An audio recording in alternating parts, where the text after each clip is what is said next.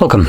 In front of me is a TCL 40 NxtPaper, and today I'll show you how you can hard reset this device through settings. So to get started, you want to open up your settings, and then we're gonna navigate into System. From here you want to select Reset, and then Erase All Data Factory Reset. Now this will give you a list of data that will be removed by this process.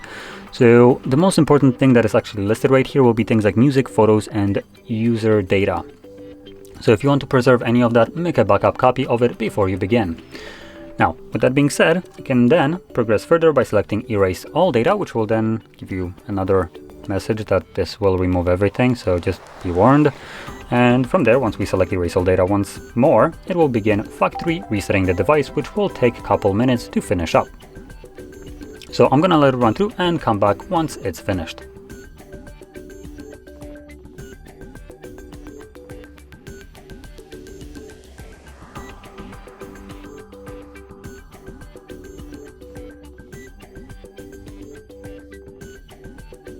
And as you can see, we are now in the setup screen. So from here you can set up your device however you want. The process is now completely finished.